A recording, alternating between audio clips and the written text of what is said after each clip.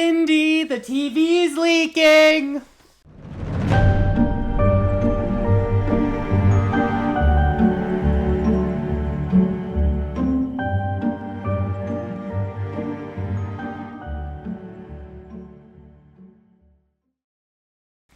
And welcome to another episode of Crips and Corks.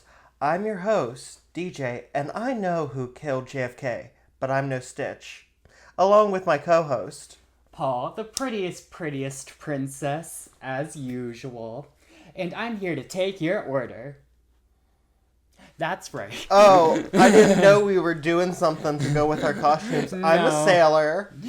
For those of you who are listening to this audio only, I'm a sailor. Ahoy. Ahoy! Oh, Chips Ahoy. The best cookies. Oh, yes. Oh my gosh. I should have brought those. Get into the Chips Ahoy. Honestly, the best cookies. I can't go on that rant right now because I do love a chocolate chip cookie. I know you Honestly, my favorite cookie. But it's spooky season finally! Finally! Yes, we're here! Although when we're recording this, it's still fucking hot, and I'm pissed about it. It's probably going to be hot next month, for at least the beginning of next month. I hate it. I like fall. This is not fall. Climate change is real. And fuck you, Republicans. Yes. Anyways. Yes. So obviously my blessing is spooky season is here. As usual, we're in our costumes. You know, we're going to serve you our costumes. But on the flip side, kind of my curse is going to be Vlogoween, because Vlogoween is starting. So that means you guys are getting TikToks every single day. I forgot about that. And so if you're not watching our TikToks, go on over to TikTok. You're going to get Vlogoween. You're going to get content every single day. It's going to be insane. We have a live show coming up. You're going to get probably behind the scenes of the live show on our TikTok. If we're feeling generous. Yes, if we're feeling like some goody gumdrops. We'll let the and if people... you're not all greedy Gus's out there. Yes. Sorry if I randomly use Spanish words. I've been practicing my Spanish a lot with a certain young gentleman, so I apologize if I do that. I'm trying not to be annoying. I promise. It's okay. So, blessing and curse? My blessing is I had a hot ham sandwich last night and it really hit the spot. Ooh, that sounds so good. I love a hot ham sandwich. Did you make it yourself or did you get it from like Arby's? I made it myself. That sounds real good, girl. Yes. Ooh, on the brioche bun with that good garlic butter. That sounds real good, honestly. My curse is white people in arts and crafts. Isn't that everyone's curse, though? Because, here's the thing. Why? When there's no parking to begin with, are you going to have a festival in the middle of a Saturday when there are places to be, people to see? Also, that Gretchen from the PTA can buy her stupid little pine cone brooch. It's not a pine cone brooch, it's a turd on a stick. Like, it's not amazing. Straight normies have to have hobbies too, DJ. But also, I will say, the jewelry they be selling at those craft fairs, they're ugly. Yes. That shit's ugly. I mean, we need to do a TikTok making fun of the craft ladies, and it's like, this is a pot holder. I made out of macaroni. This is a pendant. It's this a is rock. A pendant. I made out of macaroni. And this here, this is a vase. I made out of macaroni. Now, you can't put real flowers in it because since it's made out of macaroni, it's going to leak.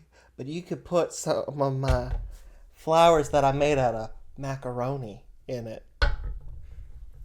Lots of macaroni crafts. I know. And did you notice how I said macaroni in a very specific way every time? Macaroni. Macaroni. Yeah. I like macaroni salad. Ooh, I love boxed mac and cheese, but I had to stop eating it because my stomach doesn't like it. Girl, I was eating that for years in college, and I kept wondering why I was sick after. Girl, do you know how long it took me to realize I shouldn't be eating boxed macaroni and cheese? There's no cheese in it. It's cheese flavor. The way I got sick every time. And also... But I'm a greedy little Gus when it comes to boxed macaroni and cheese. I mean, It is macaroni, but then it's mostly sodium, butter, which is mostly sodium, and milk, which is dairy. Yeah, It's real good though. Oh my god. We need to find you that gluten-free. I'm not sure. I don't think it's the gluten that's hurting me. No, I think we it's need the the dairy. We dairy-free. need to find you a dairy-free mac and cheese. Yeah, I do like some mac and cheese. Oh, buffalo chicken mac and cheese. But we are getting very far off track. Do you have anything to add? Yeah, pine cones aren't cute. Fuck you. Period. I have a very interesting pop culture corner for you today. This story... Before I go on, why do I feel like your mom's gonna, like, hit me up and be like, I like craft shows? Oh, because she does. Oh, no. I'm sorry, Kathy. You're not the people I'm talking about. Did your mom ever scrapbook? No. My mom loves scrapbooking, and a couple of times, like I think 1 or 2 times, we went to scrapbooking festivals. No. And it was a bunch of ladies just sitting around scrapbooking for hours. In silence. Yeah, well, mostly silence. They had like drawings every so often, from what I remember. That was a long time ago. That Every was, so like, often. 5th grade. Look at this. These are my grandchildren. That's Bryson. Mm-hmm. That's Emily. For some reason, Emily is 2 words. Emma Lee. I don't get it either. Period. Yeah. Okay. A little bit more Paul lore for you guys. Okay. Pop culture corner. Yes. Okay.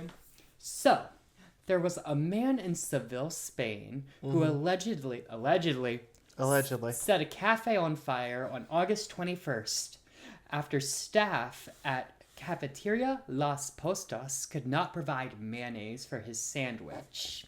He asked for mayonnaise, and they said no. No, and so he committed arson. Yes, he went to a nearby gas station, filled up a container with gas, threw it on their cafe, and set it on fire because they did not have mayonnaise. How much did it burn down?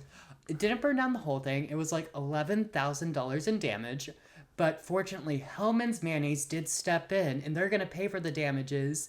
And I quote, Hellman's Mayonnaise said they'll never run out of mayonnaise again. So I assume they're going to provide them with a lifetime of mayonnaise. I hate that. I think that's hilarious. But It's hilarious, but I hate that. Low-key, I also feel like that's Hellman's encouraging arson by paying for it. It's like encouraging it, you know? But no, because if it's going to cost them money, because now every time somebody says, I burnt this down because I had no mayonnaise. Hellman's is going to be like, shit, we got to pay out again. Right. Could you imagine, like, in 2 years' time, Hellman's Mayonnaise going out of business because of a string of arson that they agreed to pay for? Okay, that would be that would be so... I mean, this story alone is so funny, but if that happens, that would be so funny. Obviously, you know, it's a little sad because obviously that man has some problems. The man the arsonist has some problems. I get it, because I too love a sandwich with mayo, like a Chick-fil-A... if I ate at Chick-fil-A, I would eat it with mayo. So if the local Wendy's that never gives us our sauces, if they suddenly burn down... I know who did it. Right. I love mayo on a chicken sandwich, especially a fast food. That's why part of the biggest reasons I love a McChicken, okay? Mayo on a sandwich makes a sandwich, so I get his rage. It's kind of understandable, honestly. And it's pretty funny. He set the whole thing on fire. He just doused that shit in gasoline. Okay, and what lit I'm that imagining, fuck up. because this was so spur of the moment, that he just got, like, a part of the front on fire. Mm-hmm. And he lit that on fire. And, like, he caused a lot of damage, but, like, at no point was the entire building gonna burn down. You don't know that. Anything could happen. Anything could happen. But I'm just imagining him being super incompetent about it. Yeah. I mean, either way, it's so funny. Hellman's is paying for it. Good on Hellman's. Great marketing. It's a hilarious story. Did you ever hear about the arsonist who was so terrible at committing arson? He spilled gasoline on himself and he ended up lighting himself on fire. I think I did hear And about that's that. how he got caught, because he, like, went running from where he went running down the street on fire. And the police, like, found him and they were like, why were you covered in gasoline and on fire? And they found his car, which had a bunch of gasoline and matches, and they found out he was a serial arsonist. or attempted serial arsonist. That's honestly the worst way to get caught, setting yourself Stuff on on fire. fire. I bet he had so many burns. That's crazy. But I do think I have heard that story before. But honestly, he probably had it coming. I mean, Yeah. what goes around comes around, and I still feel like I the don't class clown. understand why, like, arsonists, like, I mean, it's another kink, so I guess. Well, no, I'm gonna shame you. If you're, like, burning down someone else's home or business and depriving them of their livelihood or home, shame on you.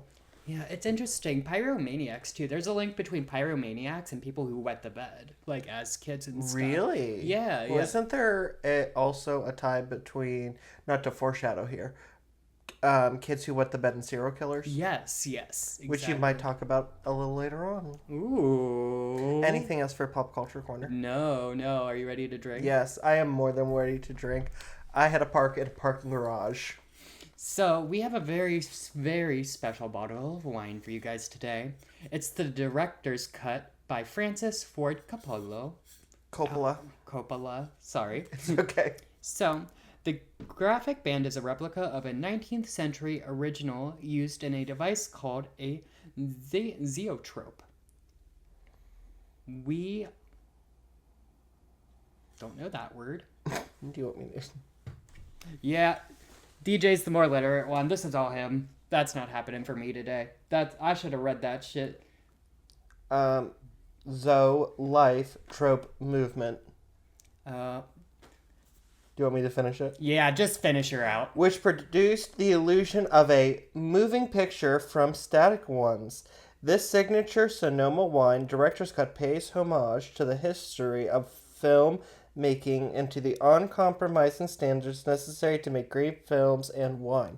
Because Francis Ford Coppola is a famous director. Okay. He made The Godfather. Okay, interesting. And I will also point out that this bottle does have little devils on it. Also foreshadowing. Yes. So let's get her open, okay? I'm interested to see how this is. Me too. We're gonna see what goes down, girly pops.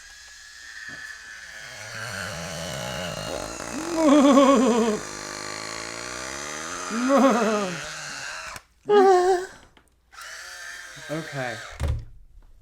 Smells? It smells pretty good, actually. Let's give her an Osmar purr.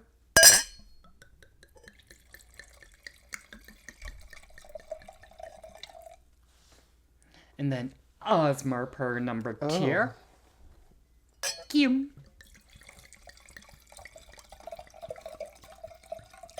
I probably rewatched Kath and Kim way too much. I was rewatching it again this week. Were you drunk? Was I drunk? No. Because normally when we're drunk, that's what happens. See. Anyways. Cheers.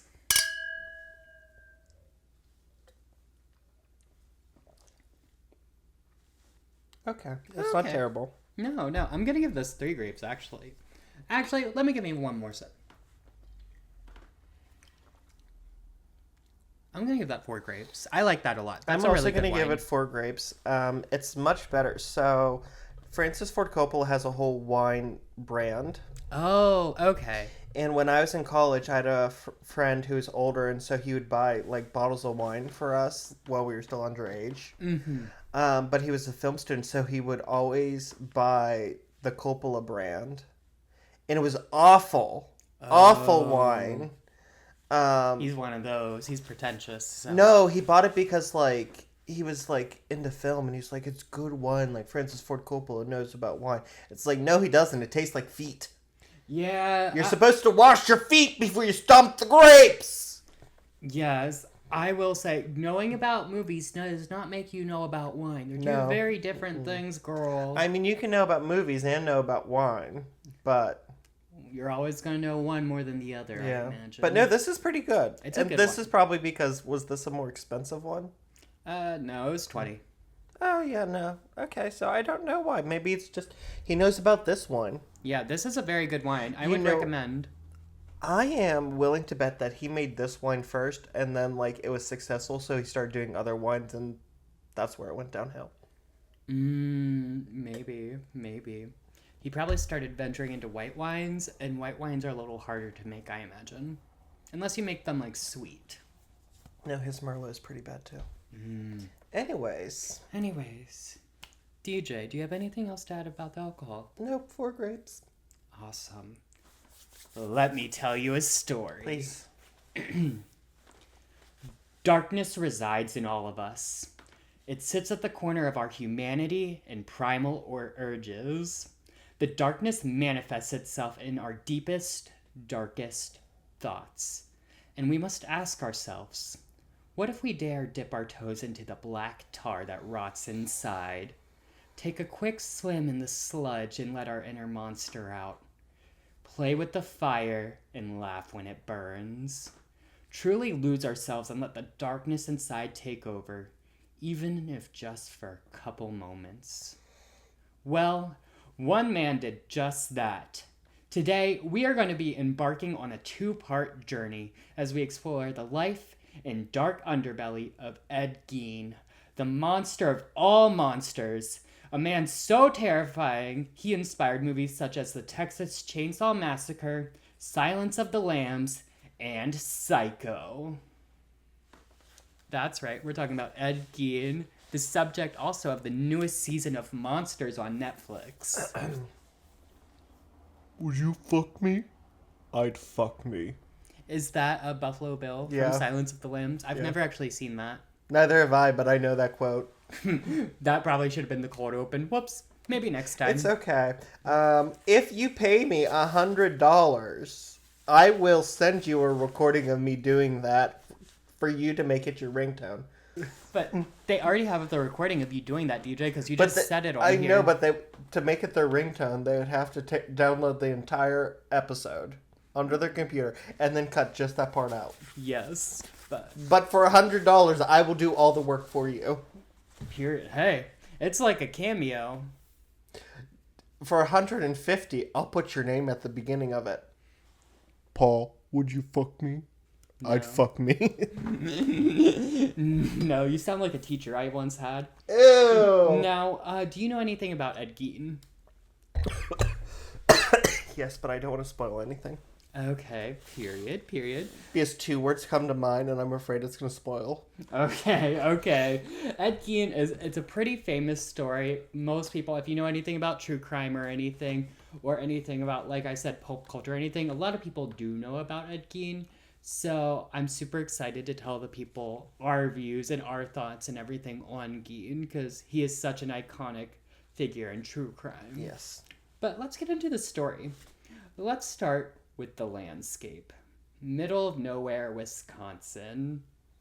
This part of Wisconsin is isolated, and even though it's littered with farmhouses, the land is brutal and hard to work, causing a lot of farms to become abandoned. So people came there because they were promised like farmland, but then they get there and they realize, oh, this land sucks and we can't grow anything except for freaking potatoes. And all they have is cheese, which constipates them, which makes them even more miserable. Actually, probably. Well, I imagine a lot of the people in Wisconsin are immune to lactose intolerance because there is so much cheese. Cheese is a big part of their diet in Wisconsin. Well, that, and if you're lactose intolerant, they sacrifice you to the cheese gods. The cheese gods. The cheese How gods. devious. There's Munster, Gunsberg, Jesus Christ. Okay. Brie. Anyway. I can't think of any more gosh. funny cheese names. Oh my god. Okay. A small, unforgiving farming town in this part of Wisconsin called Plainfield is where Ooh. most of our story will take place. What a horrible name for a town. Plainfield. Yeah, it's kind of ironic that one of the most horrifying things that happened. Like, no wonder if I grew up in Plainfield, I'd probably be a serial killer too. Honestly, well, there's not much to do there.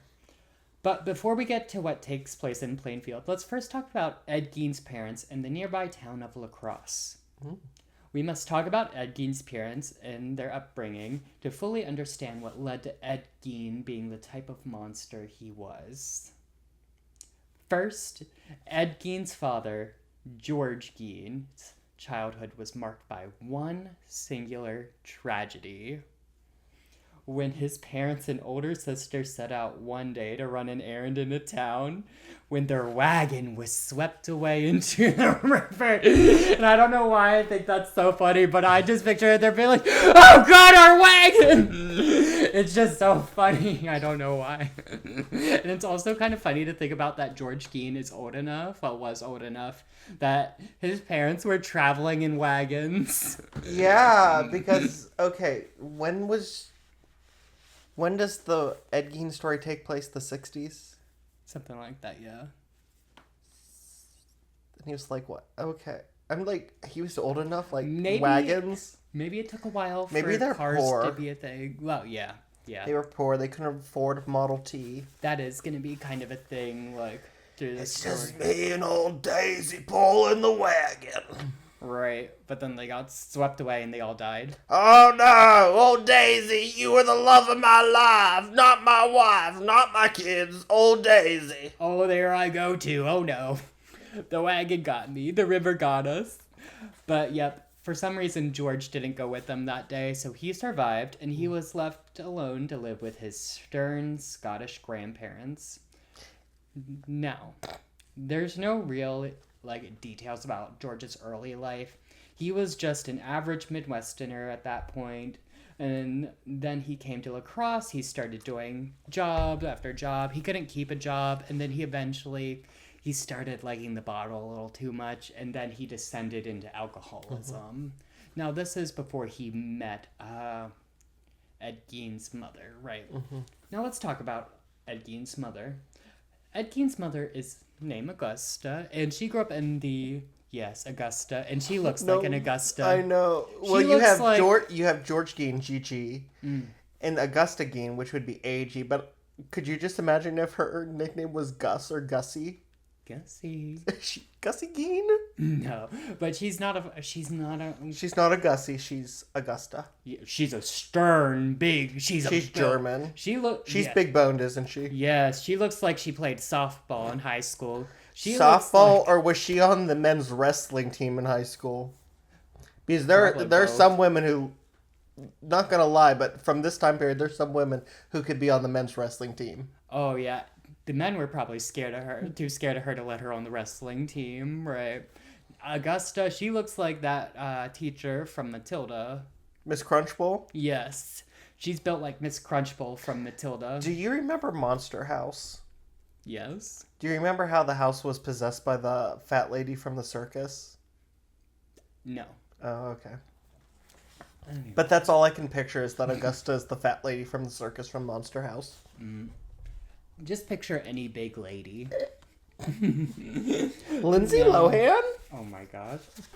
Now, Augusta grew up opposite with a very large family. Augusta's father was a very stern, very devout Christian, and he definitely turned Augusta into the same. After all, her father was not afraid to beat his beliefs into her. You will believe in Christ! See. I don't know why, I just imagined her father was German. Did I say he was German? No, you didn't. No. And I have no proof, but with a name like Augusta. He probably was German. Now, after her upbringing, Augusta never wavered in her self-righteous beliefs and believed everyone else around her were sinners and whores. She looked down on every person who did not believe and act the same way she did. She was one of those insufferable people, those insufferable Christians. She's just walking around the grocery store. Whore! Sinner! You're all going to hell! Can I have 3 pork chops, please? It's very that. And she walked around with like a scowl, I imagine. Like everyone just hated her. Do you have a picture of her? No. Okay. So, this bull of a woman met this failure of a man when Augusta was 19 and George was 24. And for some reason they clicked and got married on December 4th, 1899. Now, it's said, it said ugly. I mean, this picture, she kind of has a smile, but it's not like a nice smile. It's like a, you're going to hell smile. Yeah. I feel like a lot of her smiles were "you're going to hell" smiles. Now, okay. I found her wedding photo and it's worse. She looks like an alien. That wedding, that's gross. That's one of the worst wedding photos I've seen. Now, it said, I need to shout out Deviant. I read Deviant. That's my main source of research for this episode. Also, I forgot trigger warnings. This is going to be one of our darkest episodes yet, where trigger warning, necrophilia, murder, child abuse, violence, just like all of it. All the trigger warnings. All the trigger warnings for this one. So just buckle in, and same trigger warnings for part 2 next week. So just buckle in and get ready, y'all. Now, back to their marriage. It said what George Gein liked in Augusta was her big family. See, he was like, basically, he was alone. He didn't have anyone. Mm-hmm. And then he saw in Augusta, he could have all these people. He could have a big family. And honestly, he was kind of a loser from being an alcoholic. He couldn't keep a job and stuff. So, like, having a woman interested in him finally, he was like, let me lock this down. She's a miserable bitch, but I'll lock her down. And what Augusta liked in George was that he was a drunk and she could easily manipulate him, right? Exactly. Because we will come to know that Augusta is a tyrant and she loves to control people. She loves to force her will on people. And George Gein is a very, very weak man and the perfect person for Augusta to control. And honestly, like, she wanted, because of her Christian beliefs too, she wanted to get married so she wasn't living in sin and all sorts of things. Like, now, I will say about the living in sin part, well, we'll get to that later, actually. Never mind. We'll get to that later. George was like, Augusta, can I call you Gussie? No! Nicknames are a sin! Augusta, can I hold your hand? No! That is a sin! Marry me first! Okay. Good, let's tell my parents! It probably was very that. He's like, Augusta, I like how your hands feel like I'm holding hams. Augusta, I like how your hands feel like the roughest sandpaper. I like when you throw me over your shoulder. And we don't need a car because you're basically a horse. You throw me over your shoulder and we run into town and you carry the groceries on your man arms. Who needs a DD when you have Augusta walking to the bar yelling, George!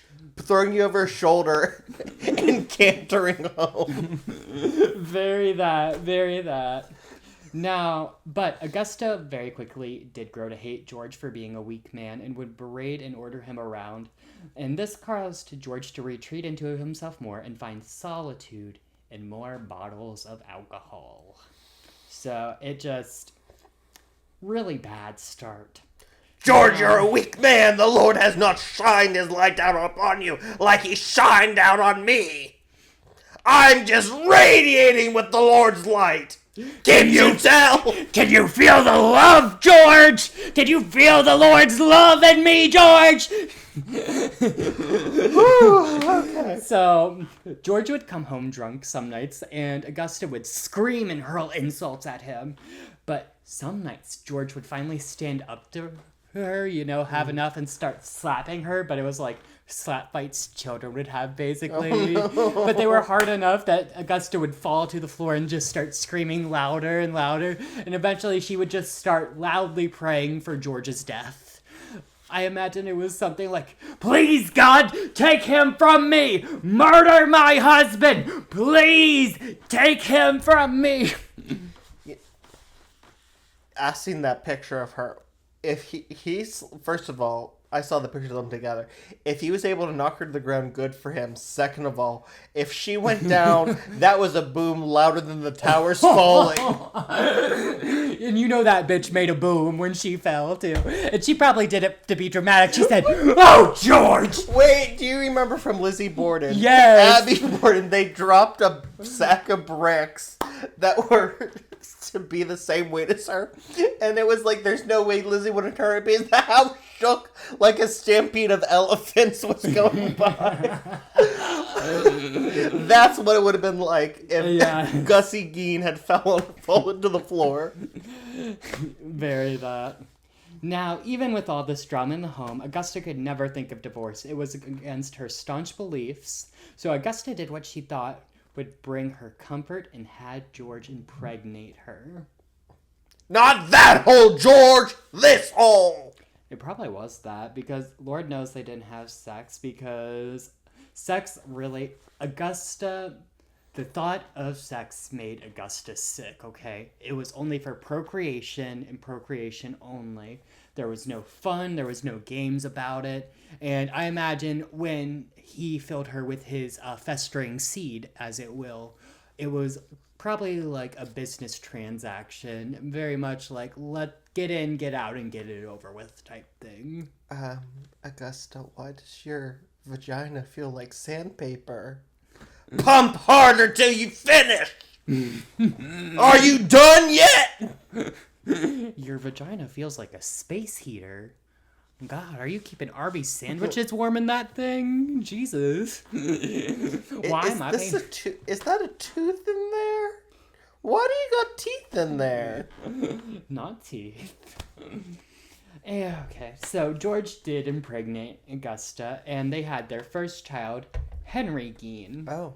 And Henry was born on January 17th of 1902. Now, upon having their first kid... Okay, the fact that they had a kid in 1902, the wagon thing isn't that... It does make more sense. Yeah, okay. Yes. Now, upon having their first kid, the Geins had money troubles. So, Augusta and George opened a small meat and grocery store in La Crosse that, once again, Augusta would quickly take over. Even the business name started out in George's name, but quickly Augusta took it over and had it put in her name and then listed George as just a clerk. And I will give it to Augusta. She ran that shit with an iron fist, okay? It was a good store and she ran a tight ship, okay? So we gotta give that to her. I don't want to hear that the pork chops are fatty. I know you're having an affair with the bachelor. You'll enjoy the fatty pork chops while I give the good pork chops to the poor pastor's wife. Could you imagine Augusta versus a Karen in the store? I bet that would go crazy. I know, that was kind of the back end. That'll be $1.50. Very that. Now, a little bit after the store opened, Augusta found it time to have another kid. Oh. Because she wanted a girl. She was very, very upset she had a boy the first time around. Men are disappointing! Exactly. So, Augusta once again took in the festering seed of George and got pregnant. And when she was pregnant the second time, she would pray to God every day for a girl. God! Give me a girl! And guess what? God did not give her a girl. They gave her Ed Gein. I gotta stop doing the Augusta voice. You're gonna get a noise complaint. Probably, yes. We're gonna keep it. No more Augusta. Augusta is gone. Not yet. Now, she had Ed Gein on August 27th of 1906. That was a good year. Now, Augusta was distraught at first because she did not have the girl she wanted so badly. But then she made a vow that this child would not be like all the other disgusting men in the world who are all sinners and do awful things to women's bodies. And she would make personally sure of this. See, Ed Gein would become her project. Her protege, if you will. And this is when she smothered Henry in his sleep. No. She kind of just ignored Henry. Henry was just kind of there. Oh. He was like... He helped out with things and whatnot, but she kind of just like... ignored Henry, and her main focus really was Ed. Okay. Mm-hmm. Now I feel like she only ever called him Edward. You know, I can't say yes or no to that. I know, but I'm just getting that vibe. Like, I mean, even in the book, they always referred to him as Ed. I know. But was he Edward Gein? Honestly? Or was he just Ed? I don't know. I wouldn't put it past George to be so drunk he just put Ed on the birth certificate. Yeah, probably, honestly. Now, there are a few core memories of his childhood that Ed Gein has of his mother's treatment that shaped him into the monster that he became. One was when he was a toddler playing at the top of the stairs and he almost fell down them, but then his mother caught him and started yelling in his face and had an angry look. Ed didn't know what he did wrong and didn't know why his mother was yelling at him, just that his mother was like shaking him and like in his face screaming at him. So that's one of the traumatic events he remembers. Now, there was also the time his mom gave him some coins to go to the corner store. Now, on the way to this corner store, Ed had lost the coins and he started to cry because he knew when he got home that he was going to get in big trouble. He's going to get beat with a whole side of beef. There's no record of Augusta ever beating him and Henry. There's no record of physical abuse, okay? I will say that. But, so Edward did... Now you got me saying Edward. So, Ed Gein cried and cried until he knew he couldn't put off going home anymore. And he got home and he told his mother what had happened. And his mother was furious and told him that he was an insufferable child that only a mother could love. Sad stuff. See, I know there's no proof, but you can't tell me that she wasn't, like, from the butcher shop, taking pieces of meat and beating those children. Beating? With the meat. She was literally beating them with meat. That brings a whole new meaning to beating your meat. Damn. That's crazy about you. That's a good one. Oh, Mrs. Gein, I love coming and getting your veal. It is always the tenderest. How do you get it so tender? I beat my children with it. No. Now, speaking of the butcher shop, there was one day Ed was playing in their store, but couldn't find his parents. So he went to the back of the store to find them and walked into the part of the store that was used for butchering. And when he walked in, he saw his mother covered in blood, butchering an animal with its insides hanging out. Ed said the picture of his mother towering above him, covered in blood, with the animal's guts in the background, always stuck with him. Anything to say? Nothing that's politically correct. Okay. Now, by the time Ed was 7, his mother had decided La Crosse was a modern-day Sodom and filled with nothing but whores and sinners. Oh my God. And what was New York? Another modern-day Sodom. Sodom, Gomorrah. Sodom, Gomorrah. Yes, and I could just imagine her just walking down the street being like, whore! So, they closed the store and moved to Plainfield, Wisconsin, which a town is so small, people often do refer to it as a village. Mm-hmm. And Augusta had decided they would be farmers now, so they bought a farmhouse and moved to Plainfield and would be farmers now. Interesting. Yes. One last thing I want to note about Ed's childhood is he was extremely isolated. He did not relate to other kids. He was shy and extremely sensitive. In one instance, one kid made fun of him. They said something about his eye because Ed had a sty on his eye that caused his eye to droop, right? And one of the kids made a comment about it, and he immediately broke into tears. And this happened quite often. If anyone said anything remotely mean to Ed, he cried so quickly, very quick to tears. Yeah, because Augusta was probably saying so many mean things to him at home. Right. She's probably making fun of that sty, too. Probably. It's the devil's work. Right. Not the devil's work. It's the devil's work. You let him in. Okay. Yeah, one other thing about Ed Gein. So he's this small, scrawny kid, right? And he always wore this weird smile on his face. Kind of like someone was whispering jokes in his ear that he was the only one that could hear those jokes. Why did the chicken cross the road? To get to the other side. Because your mom's a whore! Oh. Also, I was being the little voice inside his head. I know.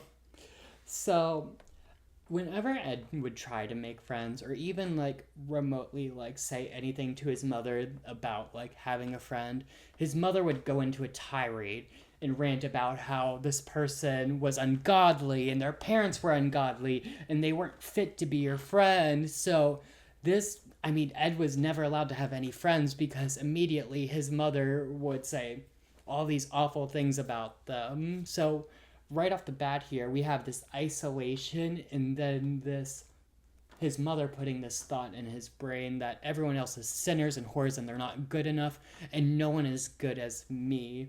And by me, I mean Augusta, because Ed's not even on Augusta's level. So in Ed's eyes right now, it was built that Augusta is the only God-fearing, like the only godly person in the world. He's God's gift to us. Well, she's God's gift to us. And she is someone to be revered. He's basically being brainwashed from this early age. And it really didn't help that he dropped out of school in the 8th grade to help with the family farm, so his education didn't continue at that point. Now, I will say Ed Gein was a very avid reader. He loved to read in school, and that's a hobby he continued after school and into adulthood. But his readings were a little, non-conventional, one might say. He liked books about traveling, about cannibals, like foreign cannibals. There was actually one book Ed Gein really liked about this Nazi, prison guard. She was like the main prison guard and she would torture people. Okay. That was obviously later, though. Yeah, he read those books later. But it started out with, like, how kids read comic books and stuff, and it evolved into, like, true crime comic books later in life. But, again, you're right. That's later. So let's not get too far ahead of ourselves. Okay. So, Augusta would sit her kids down and read Bible passages to them most nights and tell them how girls were whores and devils, and that the sin of onanism, or masturbation, was much preferable to sex with a woman, and that if they could not control their urges, she preferred them to masturbate rather than having sexual intercourse with a woman. Now, keep in mind, once again, we're back to beating meat. We are back to beating meat. And once again, we have Augusta, like, brainwashing her kids and telling them the craziest thing. Like, can you imagine your mother sitting you down like most nights and telling you like to masturbate? Like, it's insane. And I feel like she's the type of Christian who never read to them the gospel. Oh no, she read from the Bible. I know, but she never read. She was only reading like when God was punishing people in the Old Testament. Well, she did read some happier verses, but she always found a way to turn it around into everyone's whores. And if you go with any whore, like, you're gonna find yourself in hell and all sorts of craziness that you get. I can't even imagine. It's crazy. Now, once Ed and Henry grew up, they started taking odd jobs around town and were known as good, reliable workers and spent most of their 20s working. One interesting job Ed Gein did was babysitting. Oh, no. Yes, actually. So kids loved Ed Gein. And actually, Ed found that he related to kids much more than he related to adults because, honestly, he didn't mature. So it's really interesting. He never seems to relate to anyone his age. When he was a kid, he couldn't relate to other kids. But as an adult, like, it's like... He could relate back to them. Exactly. So he did have a lot of younger friends, and people did say he was a really good babysitter. Like, people would hire him and have him back time and time again to babysit their kids, which I think is really interesting. Keep that fact in mind as we continue along the story, that he was a great babysitter. So, when Ed was 31 in 1937, his father became completely dependent on his family's care due to the ravages of alcohol on his body. And in 1940, Augusta's prayers were finally answered, and George Gein died. Wow, it took 40 years. Yes. You know, that maybe tells me, if I was Augusta and it took 40 years of prayers for my husband to die, I would start to think that maybe I was in the wrong. Augusta's never wrong. In Augusta's mind, she's never wrong. Everything she does is correct. Like, everything I've been saying before, you know. It was a cross I had to bear. Exactly. The Lord was testing me and I won. She did win because he died before her. I won. I passed the test. And I am the true Messiah. Honestly, I mean... That Jesus bloke. He was a little too soft, if you know what I mean. Talking about the poor. Okay. We need to worry about the whores, the sluts, and how terrible they are. And men. All men go to hell. I'm done. Okay, cool. So the family was more relieved than anything about this. Like, even Ed and Henry, they were stoked about this because they didn't have to take care of their father anymore. Because, like I said... Yeah, they were probably wiping his ass for, like, years. Right. And they had his funeral at the combination furniture store and funeral parlor in town. Love that. Isn't that so funny? The town funeral store is... Yeah, funeral store. Furniture store. Yeah. Excuse me, Mrs. Gein, is there anything else we can get you? And just so you know, if you like that chair you're sitting on, we have an amazing sale coming up next week. I can put it on layaway for you. I bet they laid dead bodies on a lot of the furniture and people were buying couches that had dead bodies on them and they didn't even know it. No, they were just probably putting the caskets on, like, dining room tables. And then people are eating on it, not knowing it was a casket dining room table. This dining room table's guaranteed to hold everything for your Thanksgiving feast.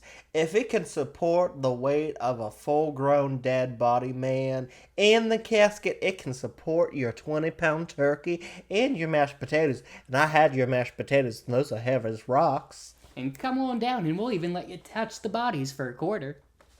So with George out of the way, Ed was getting closer to his mother than ever. Oh no. And Ed assumed Henry was too. Until one day, Henry told Ed he thought Ed and his mother were too close and criticized Augusta. This shocked Ed, who never once doubted Augusta in his mind and her beliefs. He looked at his mother as a god, and he was shocked that his brother would say such a thing about his mother, because he just assumed his brother felt the same way.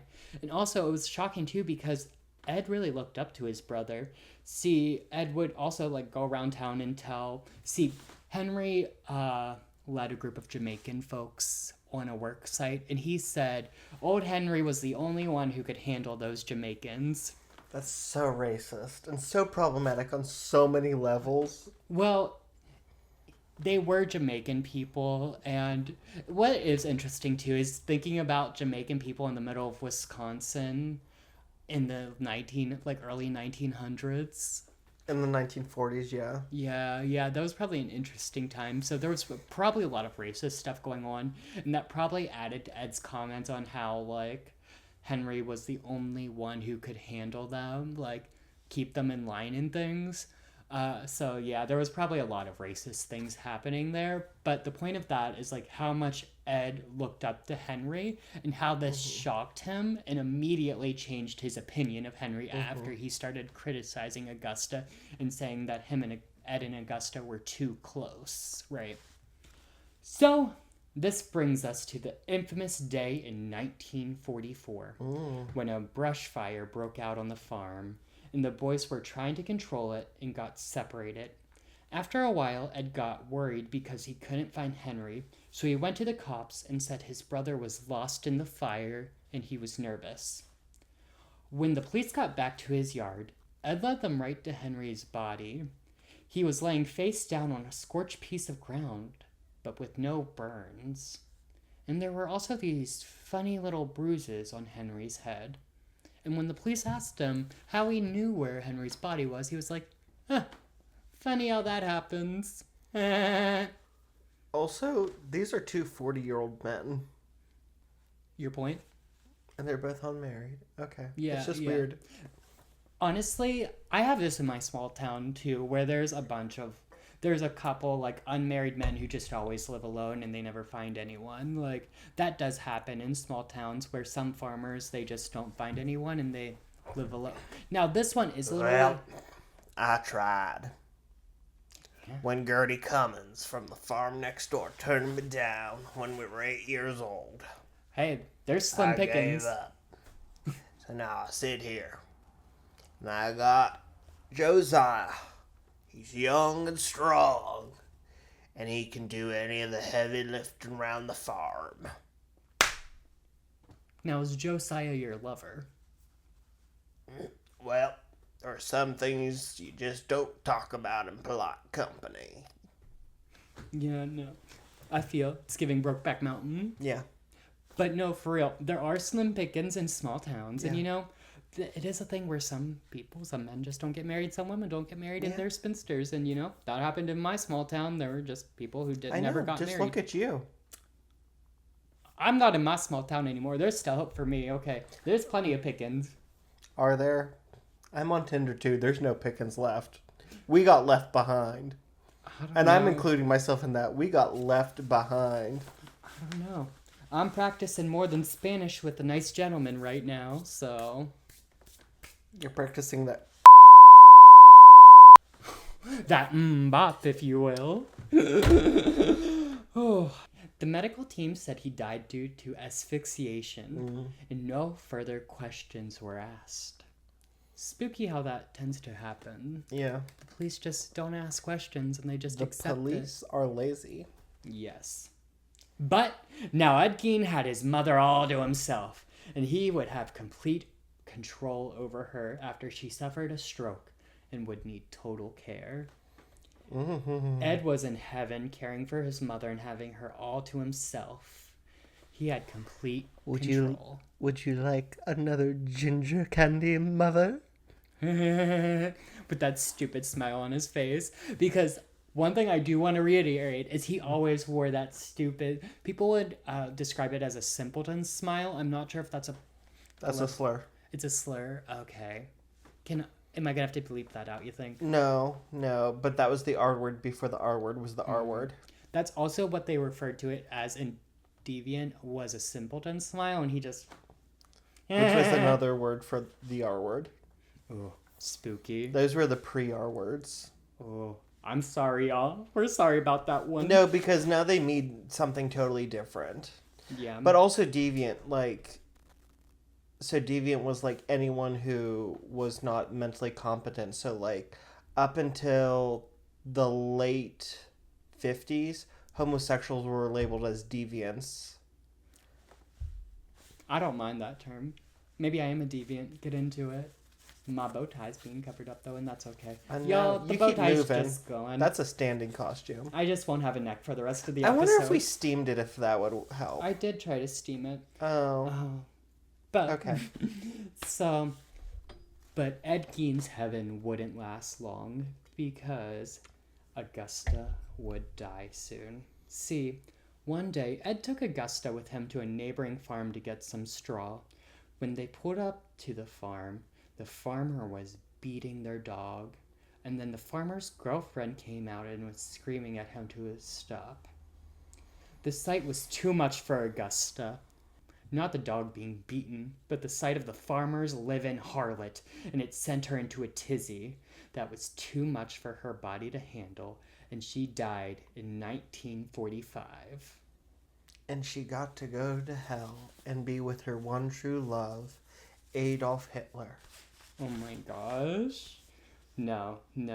It's honestly, it's kind of crazy that it wasn't the sight of the dog being beaten that sent her into the tizzy. It was the sight of the whore. I know. I mean, for a second there, I thought you were going to say that the sight of somebody beating the dog caused her to involuntary orgasm and it was too much for her body to handle. Nope. It was the sight of the girlfriend that was living with the farmer unmarried. She's a crazy, crazy girl. Ed was so distraught by this and cried and cried and cried.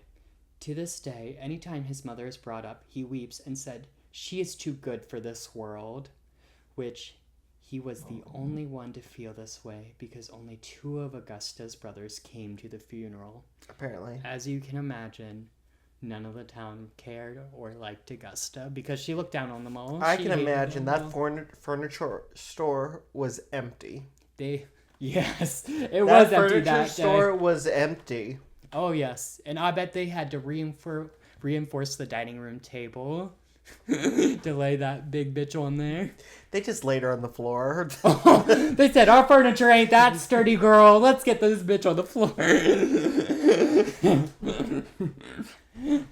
Now, Ed was, in his own words, completely alone in this world. Me too. Now, let's skip ahead a little bit to Saturday, November 16th, 1957. Oh my god, that's a time jump. Yep. Opening weekend of deer season when all the men in town were out hunting, except for Ed Gein. Ed had gone to Warden's hardware and implement store to see Miss Warden, the store's owner. He walked into the store to see Bernice, a woman who looked somewhat like his mother. Miss Warden was alone, as Gein had expected. As Ed went into the store yesterday, the day before, and was asking about antifreeze and asking if they would be open the next day and if her son Frank would be hunting. So, Gein acquired the antifreeze that day and left the store. But he came back in a few minutes later to inquire about a new rifle. He asked Bernice about seeing some of their guns and was looking into trading his own gun in for a new one. As Gein was looking at the gun and testing it out, Bernice went over to the window and faced away from Gein. And that's when it happened. Ed reached into his pocket, grabbed a bullet, and BANG!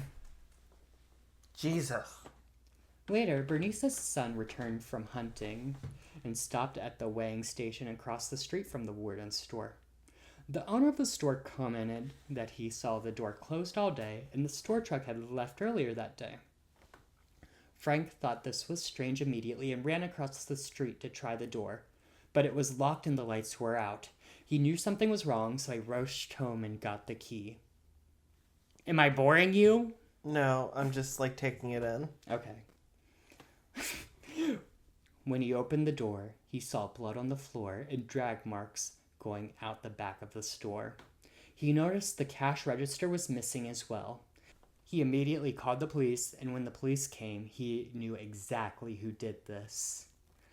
Ed Gein, the strange man who was inquiring about his absence the day before. Also, Ed had previously come into the store multiple times and was asking Bernice to visit the new roller skating rink with him or go to the movies with him. Bernice, of course, declined each time. Ew. Now, it didn't take very long for the police to find Gein, as he was just over at the Hills house finishing dinner, a place he was frequently at. The police found Gein about to leave the Hills place in his truck with the Hills kid to see all the commotion that was going on in town. See, the police had surrounded the Warden store, and when the Hills mother had came home, they were No, it was the father. When the Hills father had came home, he was telling the family about all the commotion going on in town. Something was going on at the hardware store, and so Ed was going to take the kid to see what was going down, but the police stopped him and said, "Ed, you have to come with me. We got some questions for you." Now, they put Ed in the squad car and asked Ed what he did that day, and Ed recited what he had done that day. And then Yeah. Oh, I was going to count. And then they asked him again what he had done that day. But there were discrepancies in the second story, and the police called him out on it, and he immediately said, "I've been framed!"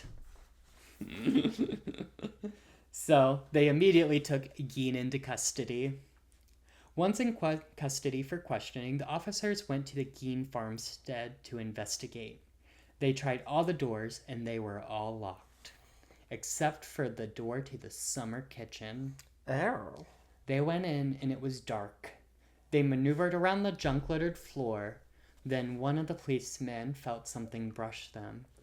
He turned around, and his flashlight hit one of the most ghastly sights he had ever seen. A headless, butchered human body hanging from the ankles. The man was in shock and ran outside and threw up. Little did they know, this was just the beginning of the House of Horrors they would uncover, which we will talk about next week when we discuss what exactly they find in the Gein household and what little Eddie Gein was getting up to all by himself all those years. Not little Eddie Gein. And don't worry, we're going to be discussing the trial and the effects this all had on not only Plainfield, but the entire nation and the world. So what do you think so far? What do you think they're going to find in Ed Gein's house? Bodies. Body, yaddy, yaddy, yaddy, yaddy, yaddy, yaddy. Let the bodies hit the floor! And the lamps, and the chairs, I believe. I do want to... And a belt. I do want to note, when they found the body, the headless body, by butchered, I mean, it was cut open and the insides were taken out and it was drained of blood. So the body was like completely butchered, like one might butcher a cow or a pig or farmstead. Not farmstead, farm animals. You know what I mean, though.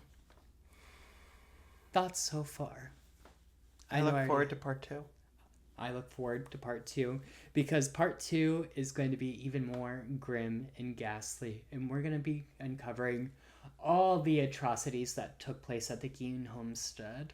What do you think about Henry's death? Oh, Ed definitely did it. Yeah, it's a little too weird that he knew exactly where the body was, and he was laying on a scorched piece of ground. The strange bruises on his head. I think Ed knocked him out so that he would suffer smoke asphyxiation. Yes. And I think him laying on like a scorched piece of ground but having no burns says a lot as well. Yeah, I think... He was placed there. Yeah, no, I do think Ed Gein had something to do with Henry's death.